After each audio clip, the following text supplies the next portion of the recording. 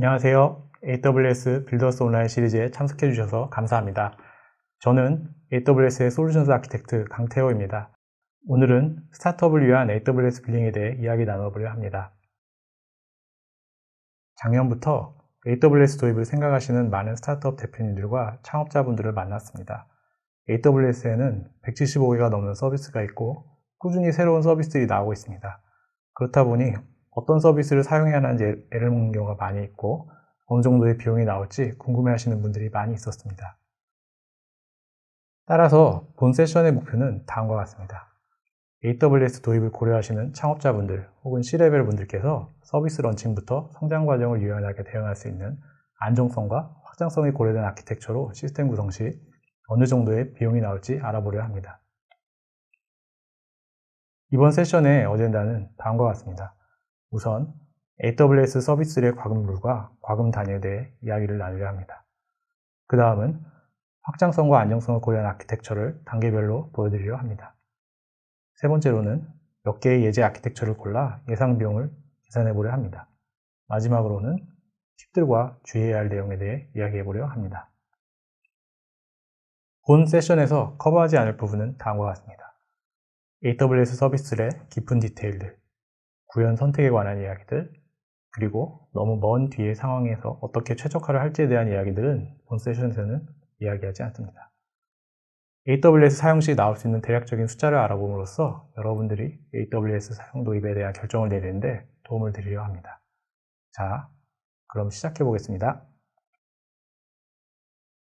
첫 번째로 AWS 서비스들의 룰과 단위에 대해 이야기해 보려 합니다.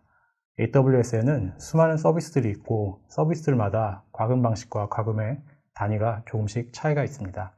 하지만 기본적인 룰과 사용되는 과금의 단위는 몇 가지 룰 안에 있습니다. 우선 AWS 과금의 룰들에 대해 이야기해 보려 합니다. 첫 번째 AWS 과금 룰의 기본은 Pay as you go입니다. 즉 사용한 만큼만 과금이 된다는 의미입니다. 우리들의 집에 있는 가스미터기의 숫자를 기반으로 가스요금이 계산되고 과금이 되듯이 AWS의 서비스들도 사용량이 측정이 되고 그에 맞춰 비용이 계산되고 과금이 됩니다. 두 번째로는 일정 기간 사용 예약 시 할인을 해드립니다. 보통은 1년이나 3년 텀으로 계약을 하게 됩니다. 대표적인 예로는 EC2의 Reserved Instance가 있습니다. 그리고 이 경우 세 가지 방식으로 비용을 지불하실 수가 있습니다. 선불과 후불을 섞어서 하는 경우, 그리고 후불. 이렇게 세 가지 중에 고르실 수가 있고 선불의 경우가 가장 큰 할인을 받을 수가 있습니다. 할인율은 서비스마다 차이가 있습니다. 또 하나의 룰은 사용량이 늘게 되면 유닛당 가격이 줄어들게 되는 경우들이 있습니다. 가정용 전기요금은 사용을 많이 하게 되면 누진세가 붙는데 그 반대라고 생각하시면 될 것 같습니다. 대표적인 예로는 S3의 Tiered Pricing 모델이 있습니다. 또 하나 흥미로운 것은 AWS 내에는 유유 자원들, 즉 사용되지 않는 자원들이 발생하게 되는데 이것을 사용하시게 되면 일반 가격 대비해서 최대 90%까지 할인을 받으실 수가 있습니다. 그렇다면 AWS의 과금 단위는 어떻게 될까요? 첫 번째로는 시간이 있습니다. 즉 얼마나 오랜 기간 사용했는가가 있습니다. 대표적인 예로는 분 단위로 과금이 되는 EC2가 있습니다. 두 번째로는 얼마나 많은 스토리지 공간을 사용하는가입니다. 대표적인 예로 스토리지 서비스인 S3와 EBS가 있습니다. 세 번째로는 데이터 트랜스퍼입니다. AWS 안으로 들어오는 트래픽의 경우에는 비용이 없고 AWS 밖으로 나가는 경우에는 비용이 발생할 수 있습니다. 예를 들자면 클라우드 프런트의 경우 외부 인터넷망으로 나가는 데이터의 양이 과금의 한 단위가 됩니다. 데이터가 밖으로 나가는 건 크게 세 가지 케이스가 있을 수가 있는데 인터넷망으로 나가는 경우, 다른 리전으로 나가는 경우, 그리고 다른 어베일러빌리티 존으로 나가는 경우가 있을 수 있습니다. 서비스들마다 적용되는 케이스의 차이가 있고 비용도 조금씩 차이가 있습니다. 기본적으로는 AWS 내부망을 최대한 활용하도록 서비스와 네트워크 구성을 하시고 퍼블릭 인터넷망으로의 네트워크 부하를 줄이시면 비용을 줄이실 수 있습니다. 네 번째로는 얼마나 많은 수의 요청이 처리되었는가입니다. 예를 들자면 다이나모DB의 경우 몇 건의 리드와 라이트가 발생했는지가 사용되는 과금 단위 중에 하나입니다. 또한 API 게이트웨이의 경우에도 몇 건의 API 콜이 처리되었는지가 과금의 한 기준이 됩니다. 기타 다른 과금 단위도 있는데 람다와 같은 서비스에서는 얼마나 많은 메모리가 사용되는가를 기준으로 과금이 되기도 합니다. 그렇다면 지금까지 언급된 과금의 단위가 모든 서비스에 동일하게 사용될까요? 그렇지는 않습니다. 서비스마다 사용되는 과금의 단위들과 조합들이 다릅니다. 어떤 서비스들은 리퀘스트 수를 기준, 어떤 서비스들은 시간 기준, 어떤 서비스들은 여러 가지 단위들의 조합으로 과금이 되기도 합니다. 자세한 내용은 각 서비스의 프라이싱 페이지를 참고하시고 칼큘레이터를 통해서 확인하실 수가 있습니다. 자, 그럼 이번에는 확장성과 안정성을 위한 아키텍처에 대해 알아보도록 하겠습니다. 제품을 만드는 방식에 여러 가지 방식들이 있지만 많은 스타트업들은 MVP 방식, 즉 최소 요구사항에 맞춰 개발하는 방식을 채택하고 있습니다. 그리고 AWS의 가격 정책과 탄력적으로 운용 가능한 인프라가 많은 스타트업들이 MVP 방식으로 제품을 개발하고 운영할 수 있도록 도움을 드리고 있습니다. 자, 그러면은 처음부터 서비스를 시작해 본다고 가정을 해봅시다. 우리가 서비스를 개발하고 런칭한다고 하면 최소한으로 필요한 것들은 지금 나오는 그림과 같습니다. 우선 DNS가 필요하겠죠. 그리고 사용자는 DNS를 통해 접근하려는 서버의 IP 주소를 받게 됩니다. 참고로 AWS에는 Route 53라는 DNS 서비스가 있습니다. 그리고 서버 인스턴스로 요청을 보냅니다. 인스턴스는 요청을 받으면 데이터베이스로 또 요청을 보내고 데이터를 조회해 와서 사용자에게 보내주겠죠.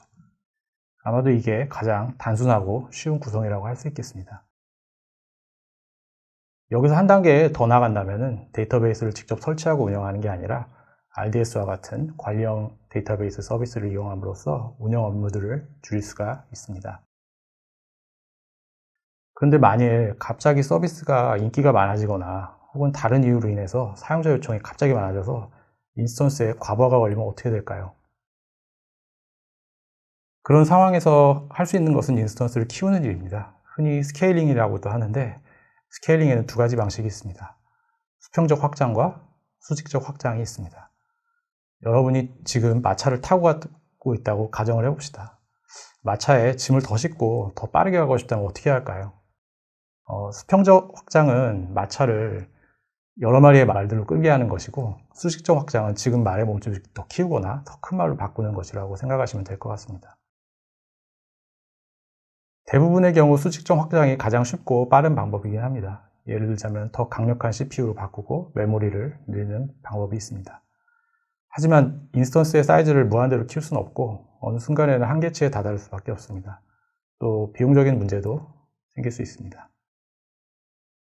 어쨌든 일단 인스턴스의 사이즈를 키우는 수직적 확장을 해서 요청을 처리해 본다고 가정을 해봅시다. 근데 이 상황에서 그 인스턴스에 문제가 생기면 어떻게 될까요? 여기서 문제라면 여러 가지 상황이 있을 수 있겠죠. 인스턴스에 전기가 나간다거나 네트워크가 끊긴다거나 인스턴스에 붙어있는 팬이 고장나서 프로세스가 과열이 된다거나 아니면 데이터 센터에 불이 난다거나 하는 등의 정말 우리가 예상을 할 수 없는 사건들이 있을 수가 있습니다. 인스턴스에 그런 일들이 발생을 한다면 사용자 요청을 처리할 수 없는, 그러니까 전체 시스템 장애 상황으로 이어지겠죠. 우리는 이와 같은 상황에서 그림에서의 인스턴스를 우리는 싱글 포인트 오브 페일리어라고 이야기를 합니다. 그리고 우리는 이 싱글 포인트 오브 페일리어를 줄이거나 없애야만 안정적인 시스템을 구축할 수가 있습니다. 싱글 포인트 오브 페일리어를 없애기 위해서 리던던시, 그러니까 이중화 구축을 꼭 해야 합니다.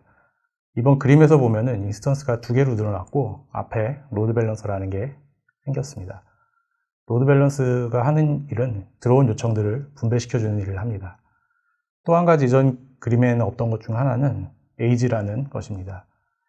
AWS의 AG, Availability Zone은 2개 이상의 물리적인 데이터 센터로 구성이 되어 있으면서 AWS의 리전은 또 2개 이상의 AG로 구성이 되어 있습니다.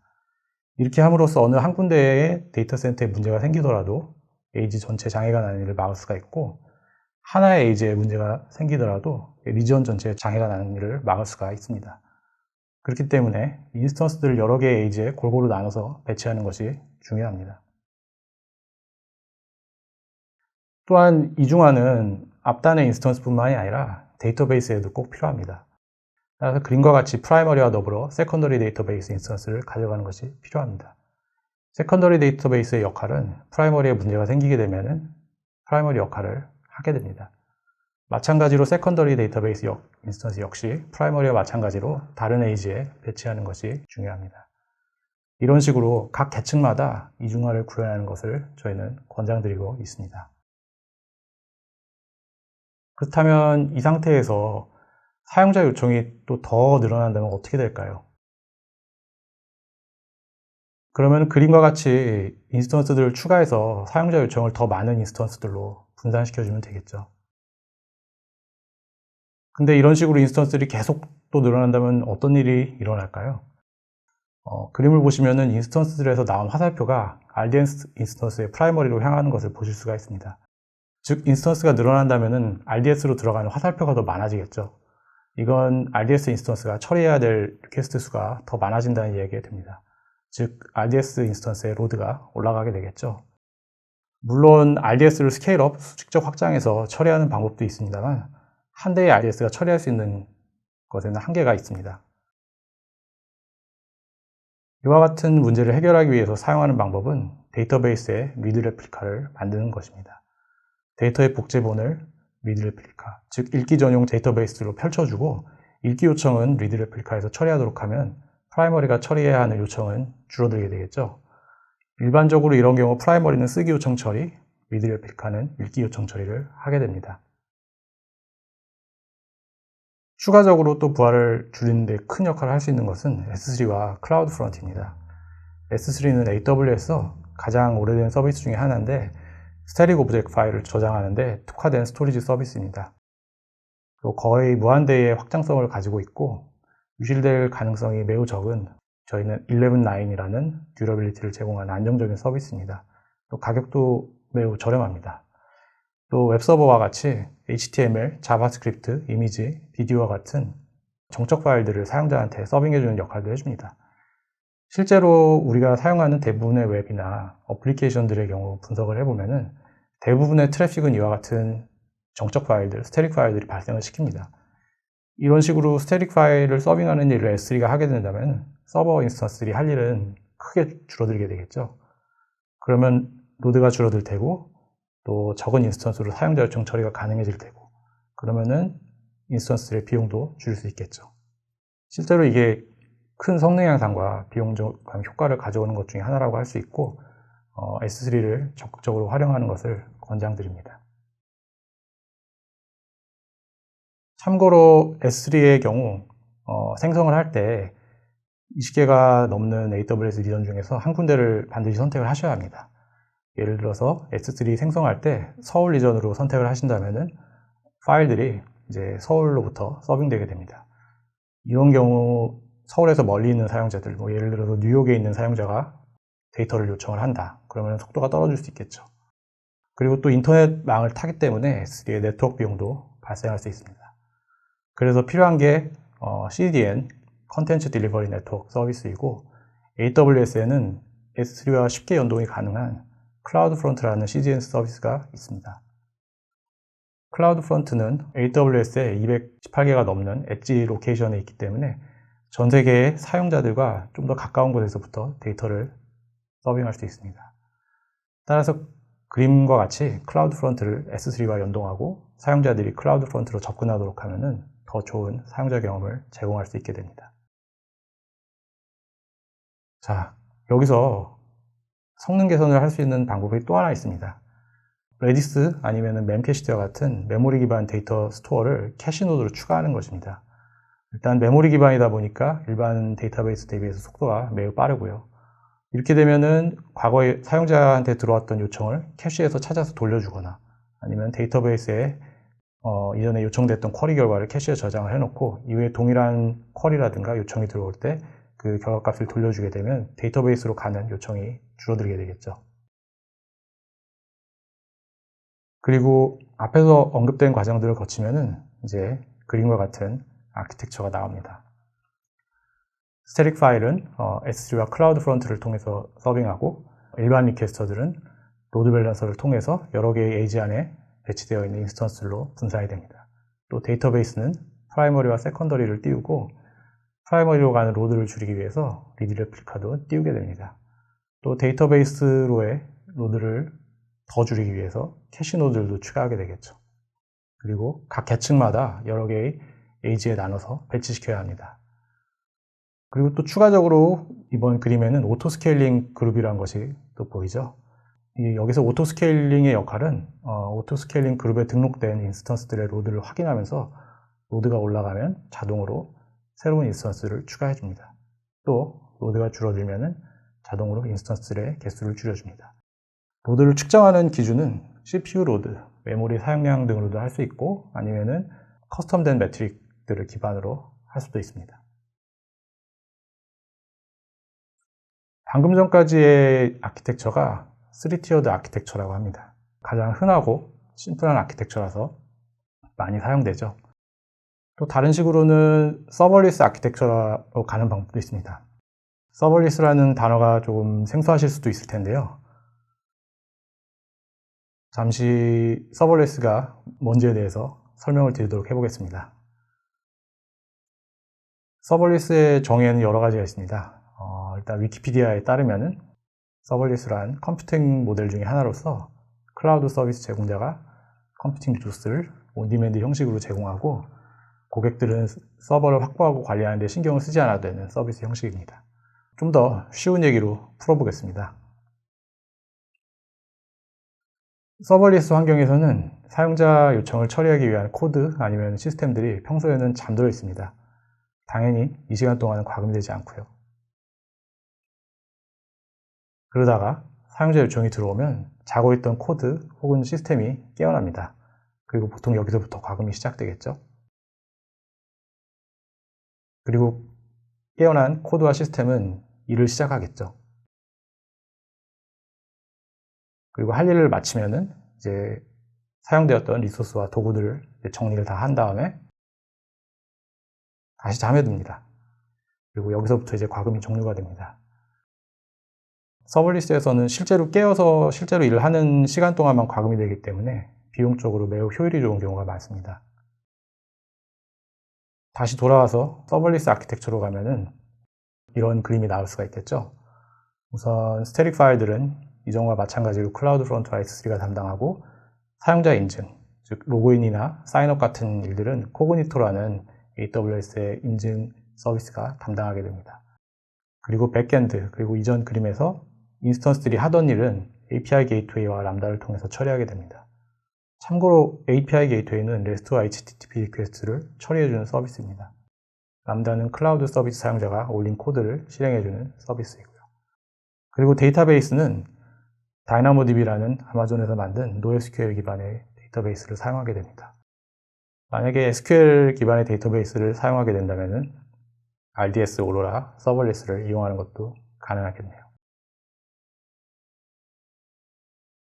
자, 그러면은 이번 세션에서 아마도 가장 궁금하셨던 내용, 비용에 관해 얘기를 해보려고 합니다. 방금까지 보여드렸던 아키텍처들 중에 몇 개를 골라서 예상 비용을 한번 계산을 해보겠습니다. 일단 DAU, 그러니까 일반 문자 한 10,000명 정도 상당히 일반적인 로드를 핸들할 수 있는 시스템을 만들어 보겠다고 한번 가정을 해보겠습니다. 일단 최소 사양입니다. 여기서 말하는 최소 사양이란 각 레벨별로 이중화가 구현되어 있어서 싱글 포인트 오브 페일러가 없어야 되고 사용자 리퀘스트가 늘어나면 시스템을 수평적으로 확장할 수 있는 아키텍처를 말합니다. 지금 보이는 그림과 같은 아키텍처가 되겠죠? 그러면 이제 이런 구성이 필요하겠죠. DNS 라우트 50C가 있어야 되고 로드 밸런서, EC2 인스턴스 2개, RDS 2개, S3, 그리고 클라우드 프론트. 이제 방금 전 구성을 칼큘레이터로 계산을 해본 결과입니다. 대략 월 $458가 나오네요. 보시면 아시겠지만 가장 큰 비용은 RDS가 됩니다. 그리고 많은 경우 RDS 비용이 가장 많이 나오는 경우가 많습니다. 그리고 S3의 경우는 정말 적은 비용이 나오죠. 참고로 또 클라우드 프론트의 경우는 별도로 계산이 필요한데 서울 리전 기준으로 대략 10TB당 0.14달러입니다. 1년 리저브드로 해보면 어떨까요? 비용이 총 73.59달러가 줄어들게 되네요. EC2 경우 한 35.4%, RDS는 13.4% 정도의 비용을 절감할 수 있게 됩니다. 그러면은 무조건 1년 리저브드로 하는 게 좋을까요? 꼭 그렇진 않습니다. 왜냐하면은 초기에는 서비스가 어떻게 될지 모르기 때문에 온디맨드로 운영을 해보시고 서비스가 안정되고 일정 로드가 꾸준히 들어오게 되는 게 파악되면은 그때 리저브드를 고려해 보시는 게 더 좋은 방법일 것 같습니다. 다음 성장 단계에서 어떻게 해야 될까요? 사용자 수가 이전 대비 10배 이상, 그러니까 뭐 일반 문자 10만 이상을 핸들할 수 있을 정도 기준으로 계산을 해보려고 합니다. 사용자도 늘었지만 읽기, 쓰기, 파일 저장도 다 늘어났다 가정하고 좀 더 넉넉하게 잡아보겠습니다. 그림은 이전과 크게 큰 그림은 다르지 않습니다. 스태틱 파일은 클라우드 프론트랑 S3 이용해서 서빙하고 로드 밸런서랑 오토 스케일링 그룹을 이용해서 인스턴스 수를 탄력적으로 늘리고 줄이고 할 수 있습니다. 그리고 데이터베이스는 리드 레플리카를 추가해서 프라이머리로의 부하를 좀 줄여주고 데이터 기반 데이터 스토어, 캐시 노드를 추가해서 추가적으로 데이터베이스 부하를 줄여줍니다. 그림에 나온 걸 정리해보면 이 슬라이드와 같은데요. EC2 인스턴스 수가 10개로 늘어난 거, 그리고 RDS 인스턴스가 이전보다 더 좋은 거, 파워풀해지면서 3개로 늘어난 거, 그리고 일라스틱 캐시가 추가되었죠. 그래서 그 방금 구성을 계산을 해본 결과입니다. 월 2251.96달러가 나오네요. 이번에도 역시 제일 큰 비용은 RDS죠. 보통 서비스 일반적으로 운영하다 보면 병목 현상이 제일 먼저 일어나는 부분이 데이터베이스가 되는 경우가 많습니다. 그래서 일반적으로 데이터베이스 비용이 가장 큰 경우가 많고요. 이번에도 역시 S3는 상대적으로 비용이 좀 적게 나오죠. 1년 리저브드를 해보면 어떨까요? 710.95달러가 줄어들게 되죠. EC2의 경우 35.4%, RDS의 경우 32.1%, 일라스틱 캐시는 31.7%의 비용을 절감할 수 있습니다. RDS의 경우 더 큰 인스턴스를 더 많은 수를 사용하기 때문에 이전보다 더 큰 할인율이 나오는 것 같습니다. 자, 그럼 여기서 완전 서버리스로 가보면 어떨까요? 이제 이런 서버리스로 하면 이전 슬라이드에서 봤던 이런 아키텍처 그림이 나오겠죠? 그리고 방금 슬라이드에서 나온 서비스들은 다음과 같습니다. Route 53 DNS, API Gateway, Lambda, DynamoDB, Cognito, S3, CloudFront. 방금 전 케이스처럼 10만 이상 사용자 생각하고 넉넉한 사용량으로 한번 계산을 해볼게요. 계산해본 결과입니다. 874.48달러가 나오죠. 이전 케이스 대비해서 비용이 상당히 좋게 나오는 걸 볼 수가 있는데요. 물론 이미 만들어진 시스템을 서버리스 방식으로 새로 개발하려면 비용이 들고 개발 방식도 바뀔 수 있기 때문에 1대1로 비교하는 건 조금 어렵습니다만 만약에 서비스 개발을 처음부터 한다면은 이렇게 서버리스 방식으로 하는 것도 비용 면에서 큰 이점이 있을 수 있습니다. 그리고 서버를 운영해야 하는 이슈와 자동으로 스케일 해주는 것도 얻을 수 있는 이점이 되고요. 자, 그러면은 이제는 주의할 점들이랑 팁들을 한번 공유를 해드리려고 합니다. 첫 번째, 사람이 제일 비싼 자원입니다. 그리고 인력이 적은 스타트업들 경우엔 더더욱 그렇고 요즘처럼 개발자랑 시스템 운영자 찾기 힘든 경우엔 더더욱 그렇죠. 그래서 개발자들이 인프라 운영을 최대한 덜하고 기능 구현이랑 고객한테만 집중할 수 있는 환경을 만들어주세요. 두 번째, 유연한 아키텍처를 만들어 놓고 지속적으로 모니터링을 해주세요. 그리고 그 모니터링 된 데이터를 기반으로 스케일을 확장 혹은 축소를 해주세요. 세 번째는 처음부터 비용 최적화하는 게 쉽지는 않습니다. 일단 서비스가 성장하는 것을 보면서 어느 부분에서 비용이 많이 발생하는지를 확인하시고 그 부분을 최적화를 해주시면 좋습니다. 참고로 AWS 코스트 익스플로러를 이용하면 비용 리뷰를 하실 수가 있습니다. 그리고 작게 시작하고 늘려가세요. 그리고 사용되지 않는 거는 꺼두시고요. 그리고 이런 부분들을 자동화할 수 있다면 더욱 좋겠죠? 그리고 서버리스 기반의 서비스를 사용하시면 또 이렇게 하는 것도 해주니까 신경을 덜 쓰실 수 있고요.